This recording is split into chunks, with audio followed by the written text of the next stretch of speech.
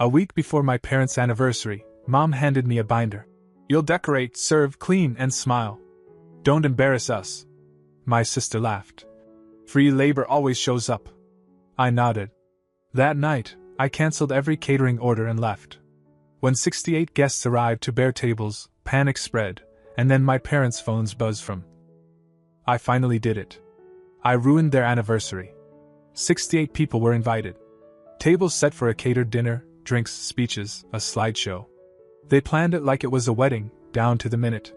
But when they walked into the house that night, fresh from a 2-day spa retreat, hair blown out, suits pressed, they found nothing. No guests. No food. No music. Just an empty living room and a binder sitting on the table, right where they left it. My phone call came 5 minutes later. I let it ring once and then answered. I said, "I hope you're having a relaxing night. There's no party. You're welcome." Then I hung up. Now I'm sitting in my friend Miles' spare room, eating takeout and watching a dumb action movie, and it's the first time I've felt human in 3 months. It started when I moved back in with them, just for a little while. I was in a tight spot. Rent prices shot up out of nowhere, and some freelance work fell through. I asked if I could stay for a bit, just until I got on my feet. They said of course.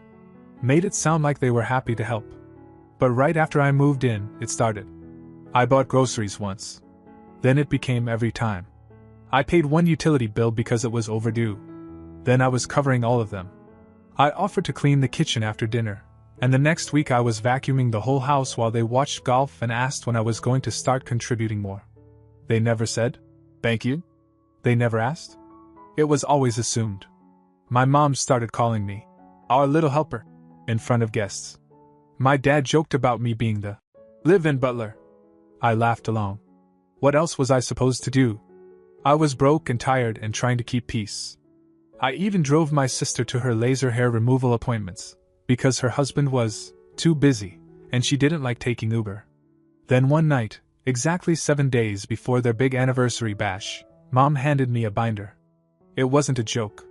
She said, "This is everything you need for the party. You'll decorate, serve, clean, and smile. Don't embarrass us." I flipped through it. There were tabs, timelines, instructions for how to arrange the dessert table, a note reminding me not to wear jeans. No please. No thank you. Just expectations. My brother, who wasn't doing anything to help, laughed and said, "Free labor always shows up." I didn't say anything. Just nodded. But that night, I sat down at the kitchen table, opened every catering app and website they'd used, and cancelled everything. Every tray of canapes, every seafood tower, every vegan option. Gone. I logged out of their accounts, deleted my browser history, and packed a bag.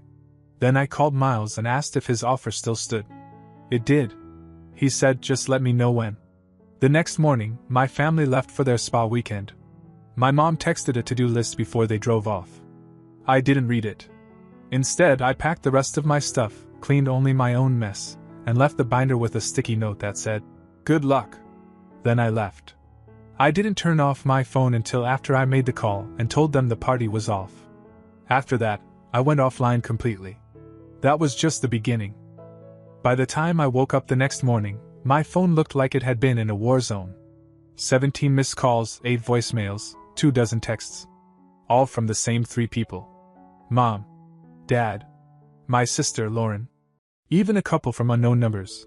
Probably guests confused about whether the party had moved or if someone had died. I ignored all of it. Let the notifications stack while I made eggs in Miles' kitchen and watched him rant at his Xbox. I wasn't going to ruin my morning over a mess they created for themselves. I checked social media just out of curiosity. That's where the real damage was happening. One of my cousins had posted a photo of the party that wasn't just the empty living room, with chairs pushed against the walls and that stupid binder sitting perfectly centered on the dining table. No food. No drinks. No music. Just silence and bad lighting. Her caption was, "Is this a scavenger hunt?" Another relative commented, "I thought we were early." Someone else waited for 45 minutes and just left. So awkward. By noon, the post disappeared, but not before it made the rounds. Screenshots landed in family group chats, people started texting each other, and the story started to unravel. First, they thought it was a mistake. Then a scheduling issue. Then they realized something had gone wrong. Very wrong. That's when the real messages started pouring in. Mom texted, "I cannot believe you would do this. Your father is humiliated. I hope you're proud." Then another one 5 minutes later. "After all we've done for you. We trusted you. This was our night." And then a string of increasingly unhinged ones. People left without even eating. "I'm getting calls from everyone asking what happened." "Are you serious, Peter?" Dad finally chimed in too, of course. "This is low, even for you." Followed by, "You think this is funny? You've made a real mess." Then came Lauren. "You are dead to Mom and Dad. Do you even care how selfish this was?" That one made me laugh. Dead to them? Good. That meant I was finally free. I sent a single message back, just one. "Don't contact me unless it's about the box in the garage. I'm not coming back." No emojis. No explanation. Just facts. Then I muted all 3 of them. I spent the rest of that day catching up on freelance edits, ate lunch with Miles, and even helped him set up a camera rig for a stupid short film he was working on. It was one of the most peaceful days I'd had in months. And still, they kept trying to reach me. I got emails, Facebook DMs, even a message from some woman I didn't know, who turned out to be a family friend that Mom must have sent to talk some sense into me. I didn't answer anyone. What they couldn't accept, what they refused to believe, was that I wasn't the same guy they had pushed around for 3 months. I wasn't the one folding laundry at midnight, or driving across town to pick up someone else's dry cleaning just because I wasn't working a real job. What they didn't know was that for weeks I'd been setting up my own thing in the background. Video editing gigs, branding consultations, social content packages for a couple of mid-size influencers. It wasn't much yet, but the money had started coming in. I had a plan. I wasn't going back. They thought I needed them. They didn't realize I was already gone. And what happened that night, ruining their perfect evening, turning their big event into a memory they never want to talk about again, wasn't an accident. It was the first time I chose myself. But the fallout had just started. I had no idea how far they'd go to get control back. By Tuesday morning, their guilt trip had fully evolved into blackmail. The first email hit my inbox around 8:15 a.m. while I was sitting on the floor of Miles' place, drinking instant coffee and editing a product video for a pet brand. Subject line in all caps. "You owe us an apology." I opened it without even blinking. I knew exactly what it was. It was from my dad, and it read like a script from a bad courtroom drama. He started with a list. "We gave you a place to stay. We put a roof over your head. We never asked for anything in return. We trusted you." Then came the pivot. He said if I didn't return immediately and make this right, they'd be forced to tell the family the truth about my condition. I actually sat there rereading that line, wondering what the hell he meant by condition. He clarified in the next paragraph. He called me mentally unwell, accused me of being in crisis, said I needed help and they tried to provide it, but I'd rejected it violently. Violently? The most violent thing I'd done was cancel a catering order. Then he wrote something that made me laugh out loud. "Peter, if you don't fix this, we'll have no choice but to tell everyone that we tried to stage an intervention and you ran away." An intervention. For refusing to be their unpaid housekeeper. I didn't respond. So my mom doubled down. She texted, "We've supported you through every setback. Please don't destroy your reputation over something this petty." Then, "People are starting to ask questions. What do you want us to say?" And finally, "You'll regret this. Maybe not now, but when it's too late." Then Lauren jumped in, texting me a screenshot of some Facebook message from one of our cousins saying, "Was that party thing a prank or something?" She added, "They think you're losing it. You happy?" I didn't reply. Not to any of them. So they escalated again. Another email, this time from my dad, with attached screenshots. Bank transfers. Utility payments. Grocery delivery receipts. All from me to them over the past 3 months. He highlighted the amounts with notes like, "This was your contribution," and "You chose to cover this." At the bottom he wrote, "You paid these while living in our home. These were not gifts. We expect reimbursement for the embarrassment you caused." That was their new angle. They were going to take the money I spent helping them and twist it into some kind of debt I owed them. Frame it like I'd lived rent-free and freeloaded, and now needed to make up for it by apologizing publicly, or they'd go to the rest of the family and trash my name. I almost replied. Almost. But I closed my laptop instead and walked outside. Miles was already on the porch with a bagel and a Red Bull. I told him what they sent. He just shook his head and said, "They're never getting you back, are they?" I told him not a chance. Later that night, another voicemail came in from Mom. 5 minutes long. She sounded calmer this time, more controlled, but that made it worse. She said they were discussing legal options. Said they might involve a lawyer if I didn't return the money I owe them. And then this line. "You still have some things in the garage. If you don't come for them soon, we'll assume you no longer want them." Miles listened to it with me and laughed. "They're threatening to keep your childhood soccer trophies?" I said. "They can set them on fire." The next morning, they tried one more move. They showed up. All three of them. Dressed like they came from brunch. Standing outside Miles' place, ringing the bell like they just dropped by for a casual chat. And that's where part 4 begins. They showed up on a Thursday afternoon like it was some kind of intervention-themed field trip. I was halfway through editing a skincare demo video when Miles came into the room with a look that said, "You're going to want to see this." I followed him to the front window. There they were. Mom, in a white blouse and massive sunglasses like she was trying to look elegant for a Netflix documentary. Dad standing stiff in a blazer he only ever wore to church and bad weddings. And Lauren, arms crossed, chewing gum with the same condescending smirk she used to wear in high school when she thought she was above everyone else. They were parked at the curb. The car still running. At first, I thought they were here to drop off the box from the garage. Maybe, just maybe, some attempt at being civil. But then the passenger door opened and Lauren stepped out with that practiced, "I'm not here to fight." Body language that always meant she was here to fight. I told Miles flatly, "Don't let them in."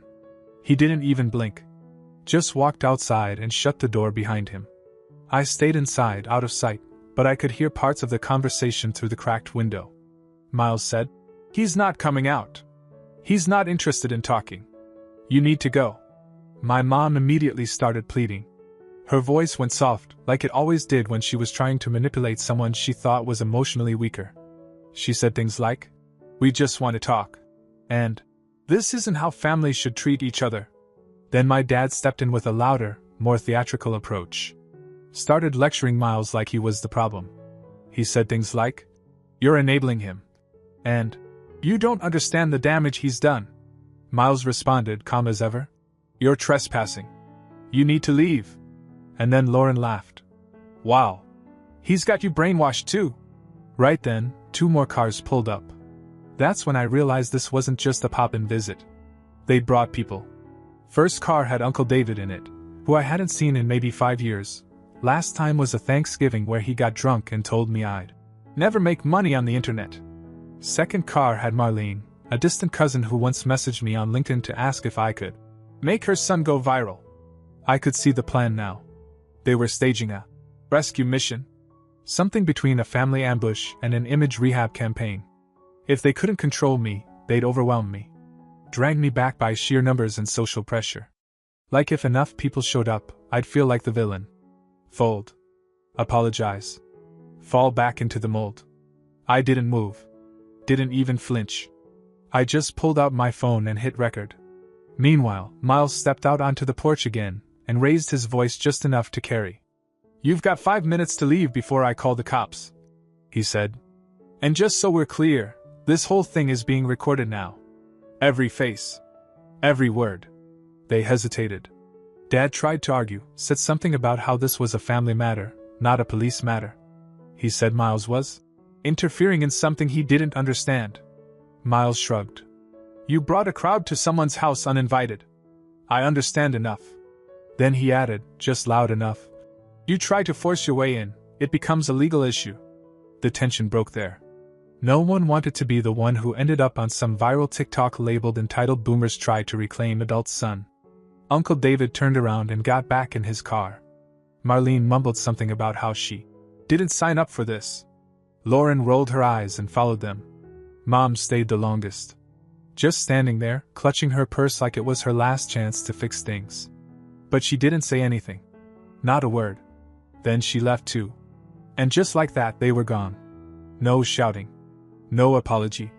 No big dramatic scene. Just silence and a very expensive failure of a confrontation. But the part that hit me hardest wasn't the circus in the front yard. It was what Miles said when he came back inside. He sat down next to me, took a sip of his warm Red Bull, and said, "You know you can't stay here much longer, right?"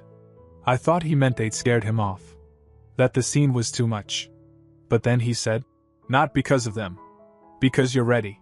It was like someone flipped a switch in my brain. I realized he was right. I didn't need to hide anymore. I didn't need to crash at someone else's place or play small to survive. That part of my life was done. The next morning, I called the landlord I'd been putting off for weeks. By Saturday, I had a lease. But it wasn't just a move, it was the beginning of something. Because the next phase was mine, not theirs. That's what part 5 is all about. I signed the lease on a cold, gray Saturday morning, in an office that smelled like stale coffee and printer ink.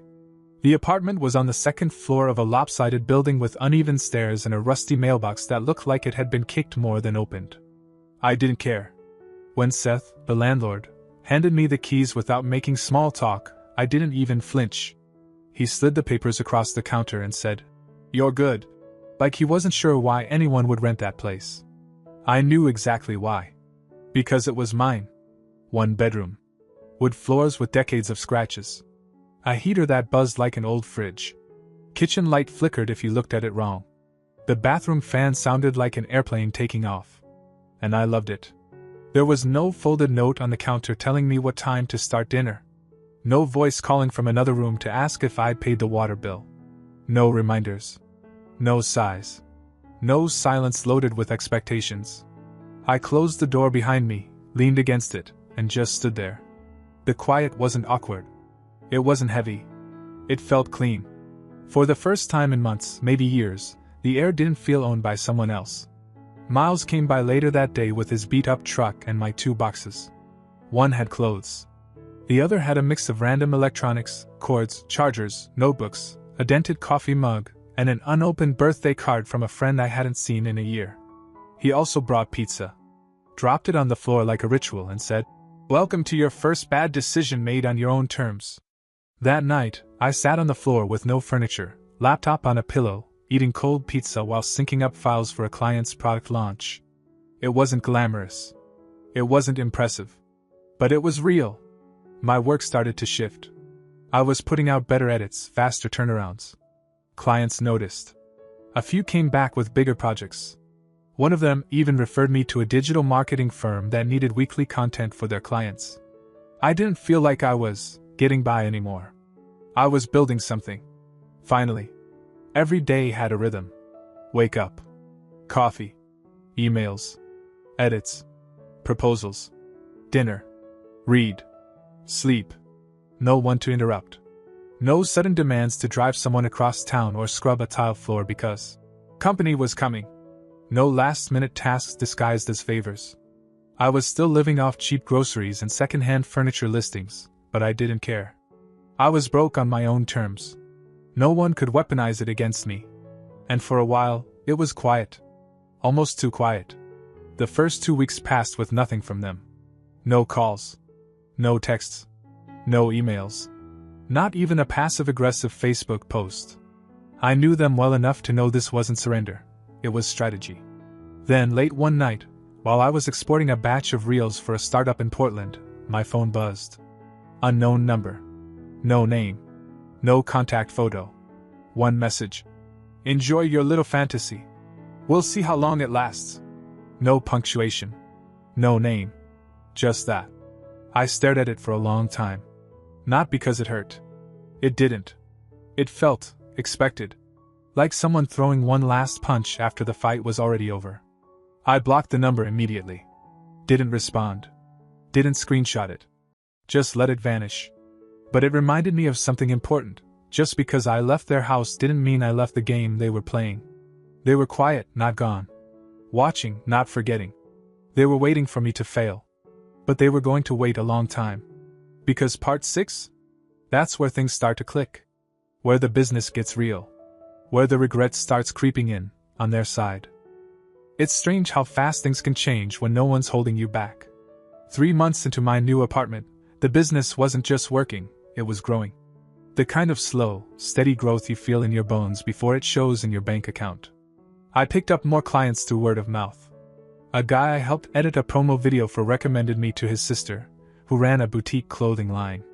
She needed reels, photos, the whole branding package. That led to another referral. Then another. Suddenly, I had contracts, retainer clients, weekly schedules, invoices I was actually proud to send. I wasn't hustling just to survive. I was building something with momentum. Real clients. Real money. Real control over my life. And the best part? No one in my life expected it. I could feel it through the silence. There was no congratulations, no check-ins, no random "We're proud of you" messages. Just silence, and the occasional reminder that they were still watching. My old posts, ones that barely got 2 likes, suddenly had views. Story views from names I recognized. My dad's coworker. A family friend from church. An aunt I hadn't heard from since I was a teenager. Then, eventually, Lauren. She viewed every story without fail. Quiet, invisible, but consistent. Then came my mom. She never messaged. Never liked anything. Just watched. And I let her. It must have killed them to see it happening. Me doing fine. Me not begging. Me not failing. Because failure, that's what they were counting on. I could picture them telling people I was just going through a phase, or trying something online that probably won't last. I could hear the conversations without even being in the room. They wanted me broke. Desperate. Out of options. That way, coming back would look like maturity instead of surrender. But I never came back. I upgraded my old desk chair. Bought a used couch. A friend helped me find a coffee table someone was giving away on Craigslist. I even bought curtains. They didn't match the walls at all, but I liked them. They were mine. At night, I worked with music playing, something soft in the background while I edited footage and watched the numbers tick up. Engagement rates. Conversion rates. My own balance sheet. One day, out of nowhere, I got a text from a number I didn't recognize. It just said, "We were trying to help. You chose to walk away." No name. No context. But I knew. I stared at it for a minute, then archived it. Not even worth blocking. Because help isn't control. Help isn't guilt. Help isn't servitude wrapped in a fake smile. What they gave me wasn't help. It was a trap with furniture and meal plans. And I'd escaped it. One day, maybe I'll run into one of them. At a store. On the street. Maybe someone will say something like, "You know, your parents still talk about you." And maybe I'll nod. Or maybe I'll just walk away. Because that's the part they'll never understand. It wasn't about revenge. It wasn't about the party, the binder, or even the months I spent being treated like a burden with hands. It was about freedom. And they don't get to be part of it. Not anymore.